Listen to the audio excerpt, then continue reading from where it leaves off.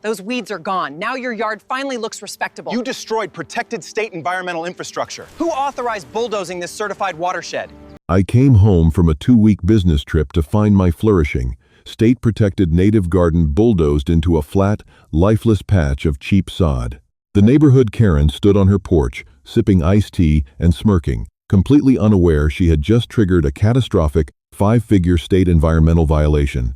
If you've ever lived in a neighborhood governed by a homeowners association, you already know the distinct flavor of suburban petty tyranny that comes with it. But Oak Ridge Meadows, an upscale, tightly wound subdivision in Maryland, was a special breed of nightmare. The lawns here weren't just grass.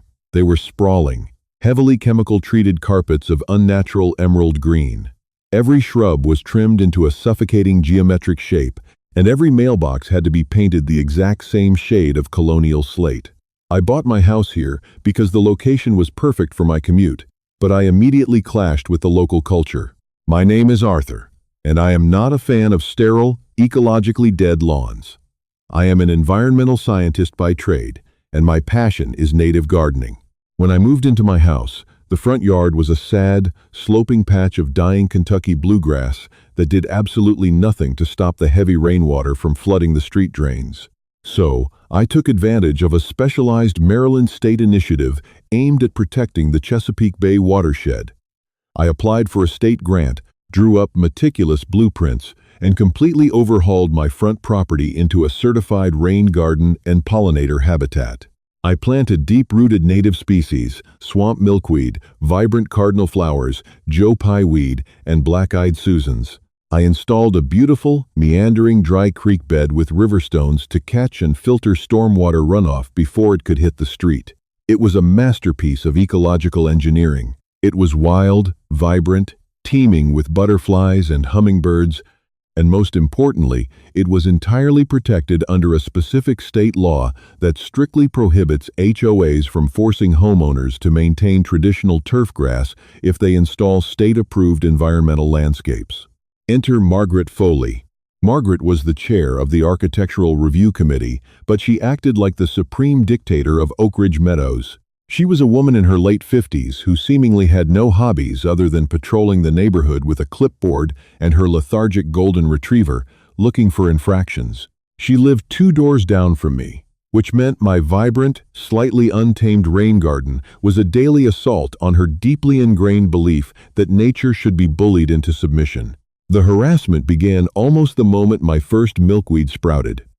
At first, it was passive-aggressive comments. She would walk by while I was weeding, yank on her dog's leash, and loudly say, "It's such a shame when people let the weeds take over, isn't it, boy? Brings down the property values for the rest of us." I ignored her. But Margaret didn't take kindly to being ignored. The citations started arriving in my mailbox a month later. First, it was a warning for overgrown vegetation exceeding 4 inches. I politely wrote back to the HOA board, attaching the exact text of the Maryland state statute protecting my garden, along with my official watershed grant documentation. I thought that would be the end of it. It wasn't. Margaret escalated. She dragged the HOA president, a spineless corporate middle manager named Richard Cobb, into her crusade. Richard was terrified of Margaret, as were most of the board members, so he rubber-stamped whatever she wanted. Over the next 2 years, I fought a grueling, bureaucratic Cold War. They tried to fine me for unapproved rocks, my functional dry creek bed. They tried to cite me for attracting nuisance wildlife, the wildlife in question being monarch butterflies and honeybees. Every single time, I calmly appeared at the monthly HOA meetings, slapped my state certifications on the folding table, and legally forced them to back down. I was polite, but I was immovable. Margaret's face would turn a blotchy, furious red, her lips pressed into a thin white line as I methodically dismantled her attempts to fine me. "You think you're above the rules, Arthur," she hissed at me after a particularly heated meeting in the community clubhouse. "This is a premium neighborhood, not a swamp. I will not let you turn Oak Ridge into a weed-infested trailer park." "It's a state-certified watershed, Margaret," I replied, packing my documents into my briefcase. "And until you manage to secede from the state of Maryland, the garden stays." I thought I had her permanently boxed in. The law was on my side, and the HOA board knew they couldn't touch me without risking a lawsuit they would absolutely lose. But I severely underestimated the depths of Margaret Foley's vindictiveness, and I completely failed to account for what she would do when she realized she couldn't beat me to my face. In late September, my company assigned me to lead a major 2-week tech integration project in London. It was a massive career opportunity, and my schedule was going to be packed from dawn until dusk. I spent the weekend before my flight prepping my house. The garden was transitioning into its autumn phase, the asters bursting into brilliant purples and the native grasses turning a beautiful golden hue. It was fully established, requiring almost zero maintenance. I told my next-door neighbor, Chloe Simmons, that I was heading out of town. Chloe was a sweet, younger woman who secretly loved my garden because it brought hummingbirds to her property line. She promised to keep an eye on the house and grab my mail. "Don't worry about a thing," Chloe told me, leaning over the fence as I loaded my suitcase into the trunk of my car. "Have a great time in London. I'll make sure Margaret doesn't sneak over and pour bleach on your flowers." We both laughed. It was a joke. At least, it was supposed to be. I got into my car, waved goodbye, and headed to the airport, completely oblivious to the fact that Margaret had been watching my departure through her front window blinds, waiting for exactly this moment. The second my car turned the corner, the clock started ticking down on my life's work. The first 5 days in London were a blur of jet lag, endless boardrooms, and lukewarm coffee. The time difference was brutal, putting me 5 hours ahead of the East Coast. On the 6th day, a Thursday, I finally collapsed into my hotel bed at around 11 p.m. London time, entirely exhausted. My phone buzzed on the nightstand. I almost ignored it, but the screen flashed with a frantic string of text messages from Chloe. "Arthur, are you awake? Please answer. Arthur, they're tearing it up. The HOA landscape crew is in your yard. Call me right now." My blood ran instantly cold. I sat bolt upright and dialed her number. She answered on the first ring, and I could hear the roar of a heavy diesel engine through the phone speaker. "Chloe, what is going on?" I demanded, my voice tight with panic. "Arthur, it's Margaret," Chloe said, sounding distressed. "She showed up an hour ago with the neighborhood landscaping company. They have a mini bobcat and a crew of 4 guys. They are completely ripping out your front yard. I tried to stop them. I went out there and told them you were out of town, but Margaret shoved an HOA work order in my face and told me to mind my own business or she'd cite me for harassment. Put me on FaceTime," I ordered, my hands shaking so hard I could barely hold the device. The screen flickered, and my heart sank into my stomach. It was 6 p.m. back in Maryland, and the evening sun was casting long, dramatic shadows across what used to be my sanctuary. The beautiful, 6-foot-tall Joe Pye weeds were gone, brutally hacked down to the soil. A man with a commercial weed whacker was decimating the milkweed I had carefully cultivated for the monarch migration. But the worst part was the mini bobcat. The small bulldozer was currently driving right through the center of my dry creek bed, crushing the expensive river stones and flattening the carefully engineered drainage trench. And standing on the sidewalk, holding her trademark clipboard and looking absolutely thrilled with herself, was Margaret Foley. "Let me speak to the landscaping foreman," I yelled into the phone. "Chloe, take the phone to him." Chloe bravely marched up to the edge of the property line, holding the phone out toward a burly man in a neon yellow safety vest. "Hey, the homeowner is on the phone. He says you need to stop right now." The foreman looked over, wiping sweat from his forehead, and stepped closer to the phone. "Listen, buddy, I don't want any trouble," he said, looking at my furious face on the screen. "The HOA hired us. Miss Foley here is the ARC chair. She gave us a signed work order stating this property was in severe violation of community standards and authorized an emergency remediation. We're just doing the job we were paid for." "That garden is state-protected property," I screamed, not caring that my hotel neighbors could probably hear me. "If you don't stop that machine right now, I am going to sue your company into bankruptcy." Margaret stepped into the frame, her face glowing with a triumphant, malicious sneer. "It's too late, Arthur," she said, her voice dripping with fake sympathy. "The weeds are gone. The board held an emergency session while you were away. We determined your garden was a blighted health hazard harboring pests. As per the CC&Rs, If a homeowner fails to cure a severe blight, the HOA may enter the property, fix the issue, and bill the homeowner. We're laying down beautiful, compliant Bermuda grass sod tomorrow morning. You're welcome." Before I could say another word, she reached out and tapped Chloe's screen, ending the call. I sat alone in the dark hotel room, staring at the black screen of my phone, hyperventilating. 3 years of work, hundreds of hours of manual labor, thousands of dollars of specialized native seeds, soil amendments, and river rock. A vital, living ecosystem that I had nurtured with my own hands, destroyed in an afternoon by a bored, vindictive woman with a clipboard. I immediately tried to call Richard Cobb, the HOA president. It went straight to voicemail. I called the local police non-emergency line, but because I was out of the country and it was a civil dispute involving an HOA work order, the dispatcher told me they couldn't send an officer to stop a landscaping crew. I spent the rest of my time in London operating in a state of cold, detached fury. I barely remember the meetings. Every spare second I had, I was on my laptop, pulling up the Maryland State Environmental Statutes, retrieving my original grant paperwork, and reviewing the specific legal protections surrounding the Chesapeake Bay Watershed Initiative. By the time I landed at Baltimore, Washington International Airport a week later, my grief had fully crystallized into something much sharper. I didn't just want Margaret to pay for the garden. I wanted her completely ruined. I pulled into Oak Ridge Meadows just as the sun was setting. As I turned onto my street, I felt physically sick.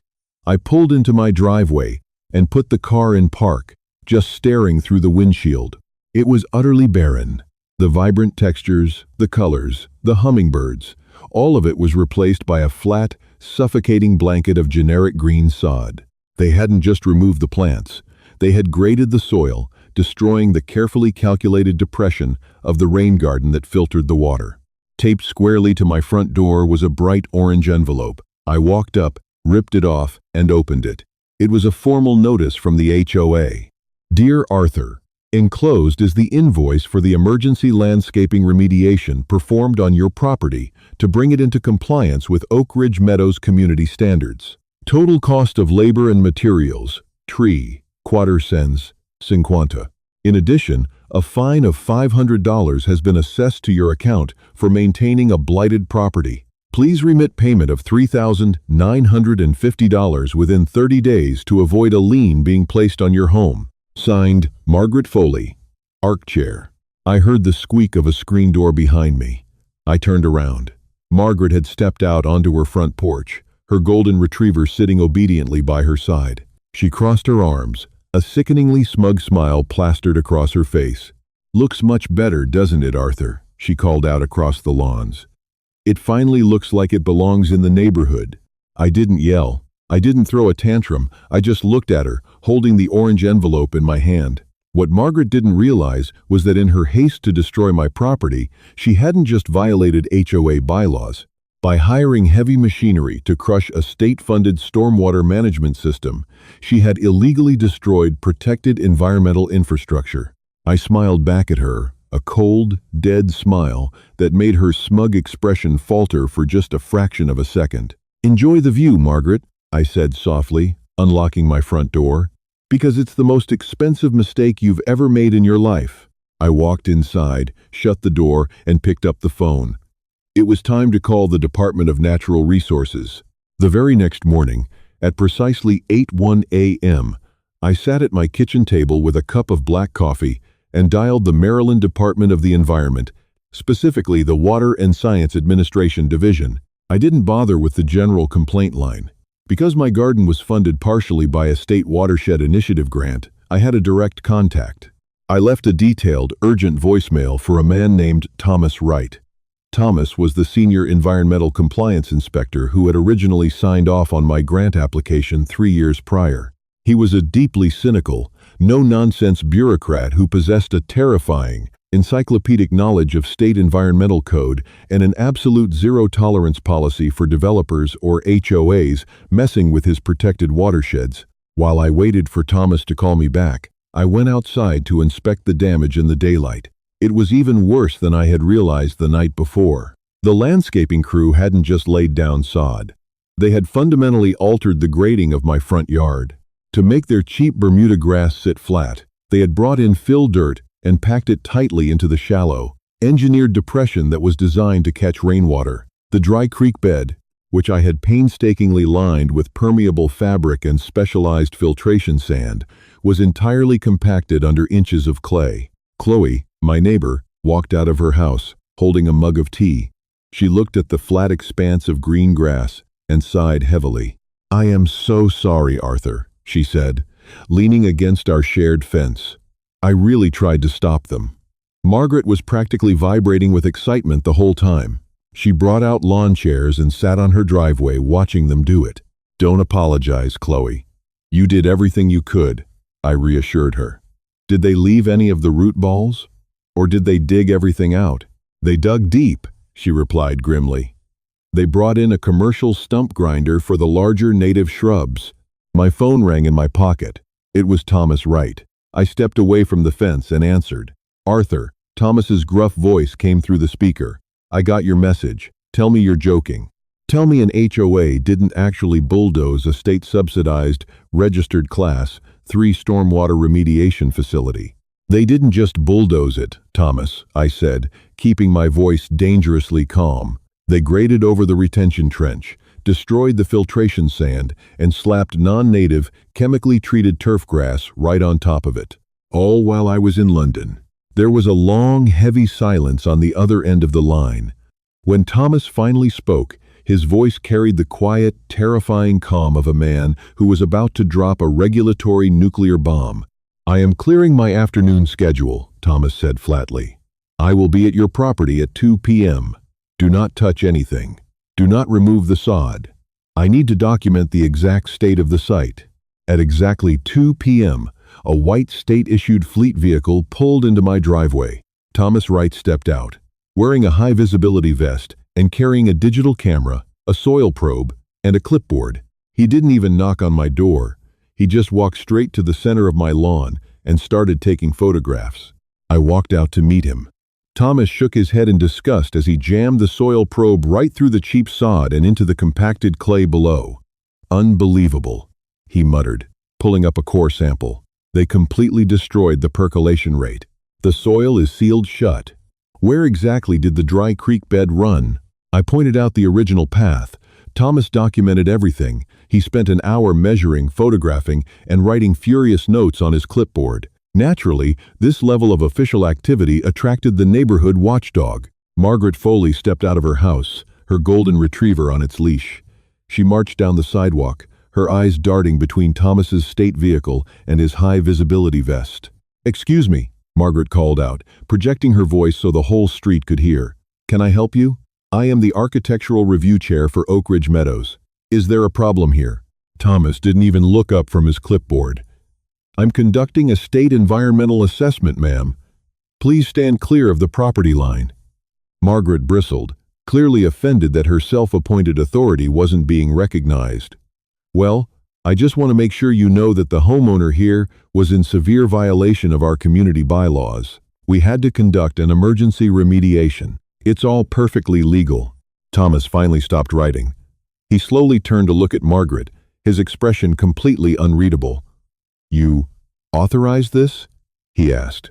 "The board authorized it, but yes, I supervised the project to ensure it met our premium aesthetic standards," she boasted, puffing out her chest. Thomas simply nodded, clicked his pen, and said, "Noted. Thank you for that information." He turned his back on her and continued his work. Margaret huffed, spun on her heel, and marched back to her house, completely unaware she had just verbally confessed to a federal and state environmental offense to an active investigator. 2 days later, the universe decided to provide a perfect, cinematic demonstration of exactly why my rain garden was necessary. A massive, late-season thunderstorm rolled into Maryland. It downpoured for 6 hours straight. Before Margaret's landscaping crusade, my front yard would have acted like a sponge. The deep roots of the Joe Pye weed and the engineered creek bed would have absorbed the deluge, filtering the water deep into the aquifer. But now, the yard was a slick, compacted slope of clay and shallow-rooted sod. I stood on my porch, drinking coffee, and watched the disaster unfold. The water sheeted off my lawn like rain off a windshield. It flooded over the sidewalk, pooling massively in the street, because the storm drains were immediately overwhelmed. And because of the natural slope of the neighborhood, all that displaced rushing water had only one place to go. It rushed straight down the curb, surged over the concrete, and flooded directly into Margaret Foley's immaculate, pristine driveway, creating a 6-inch deep muddy lake that began creeping ominously toward her garage door.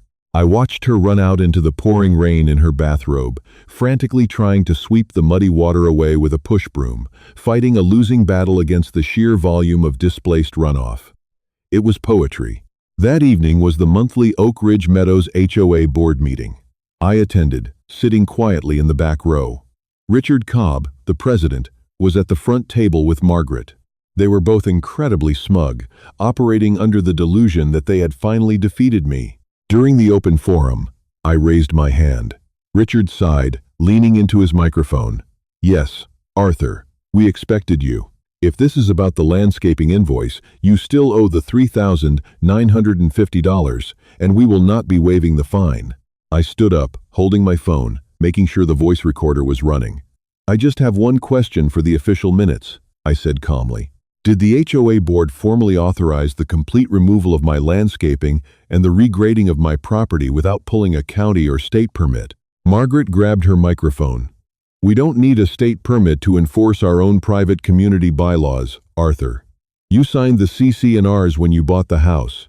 We acted completely within our legal rights to cure a blighted property. The matter is closed." "Thank you, Margaret," I said, smiling warmly at her. "That's all I needed."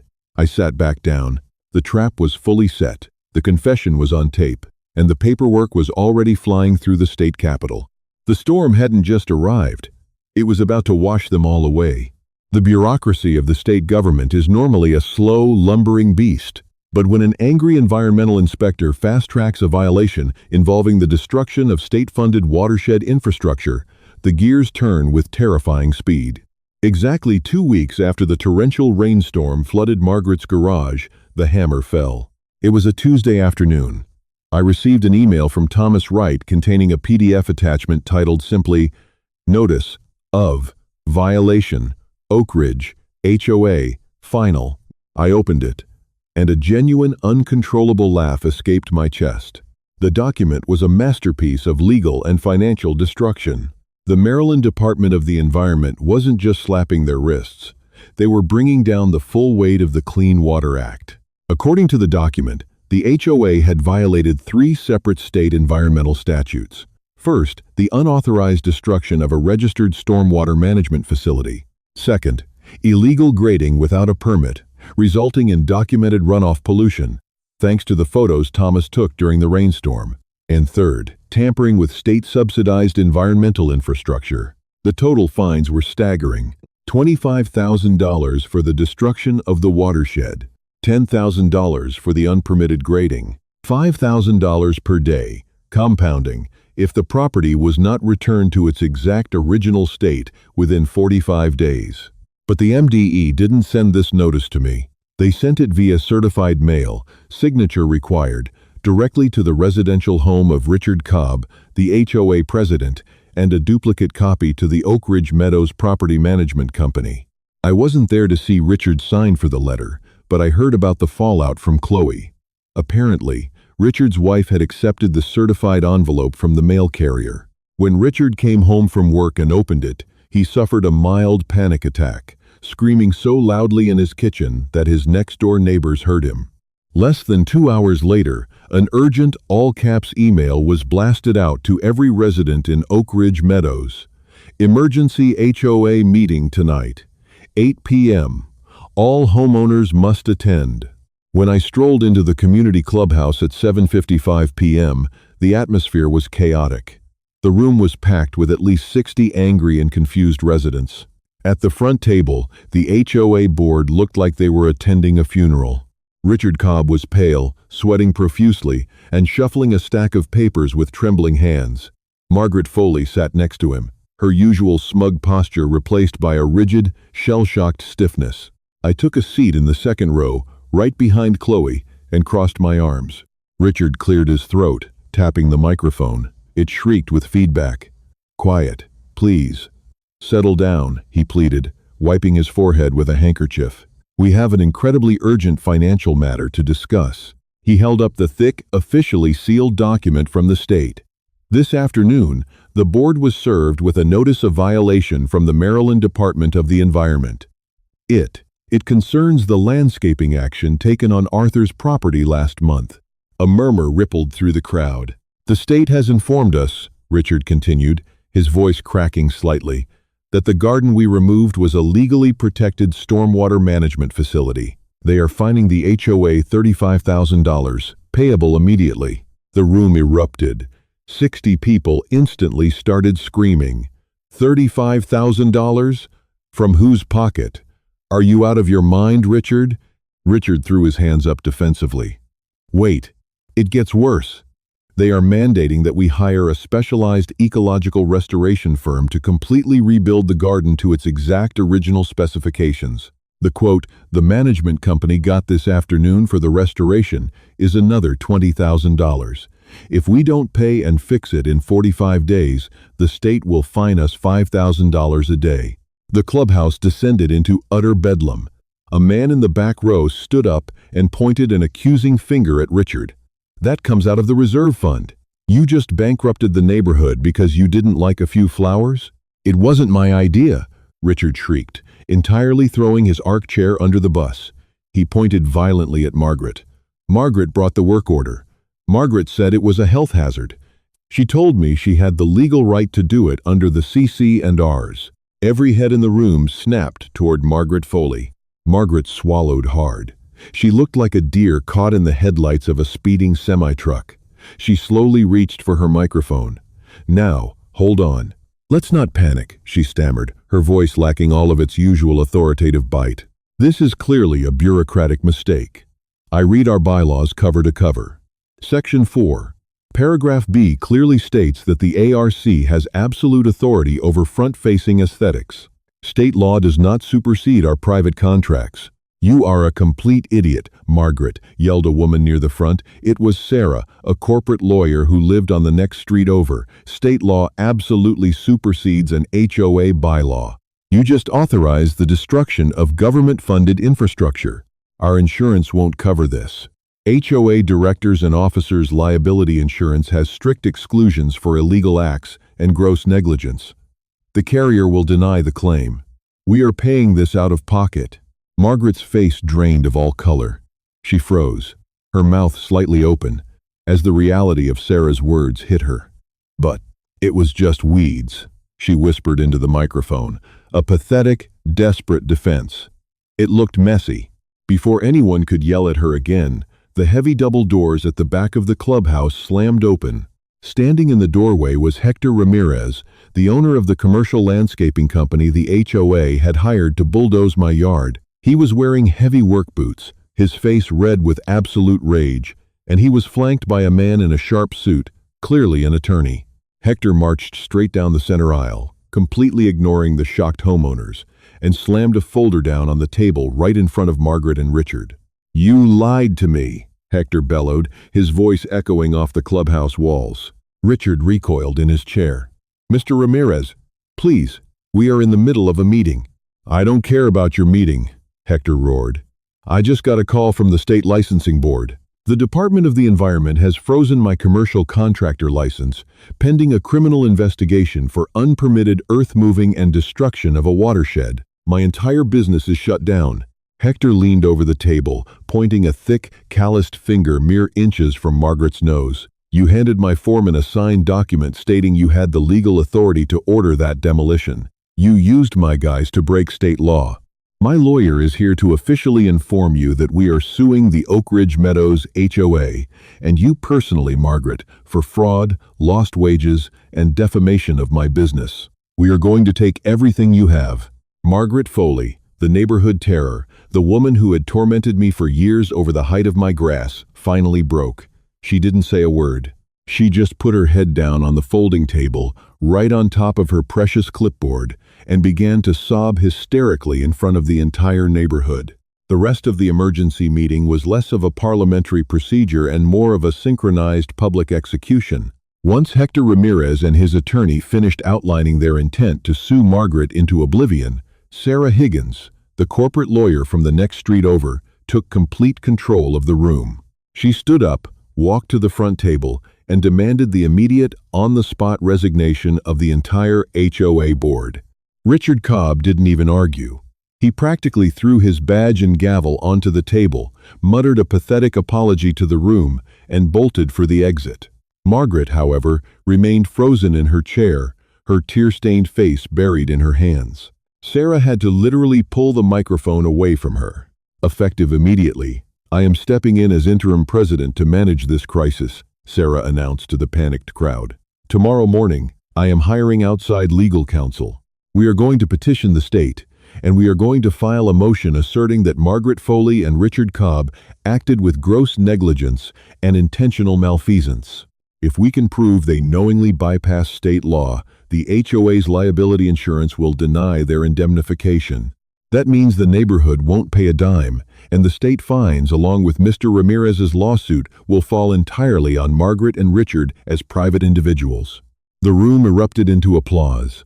I just sat there, a quiet observer of the absolute masterclass in legal karma unfolding before my eyes.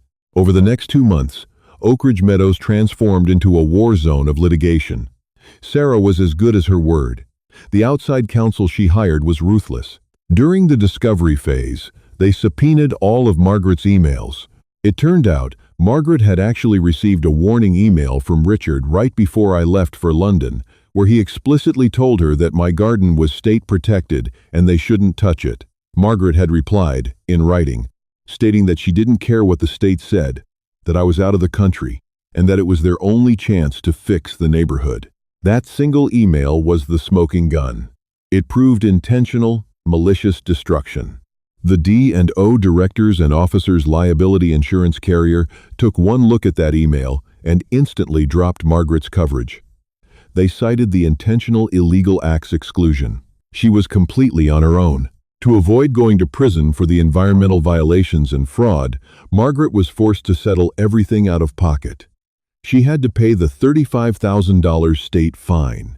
She had to pay a massive, undisclosed settlement to Hector Ramirez to save his business and drop the lawsuit. And, most satisfying of all, she was legally mandated by the Maryland Department of the Environment to pay for the complete restoration of my property. By late November, the specialized ecological restoration firm arrived at my house. They didn't bring cheap landscaping day laborers.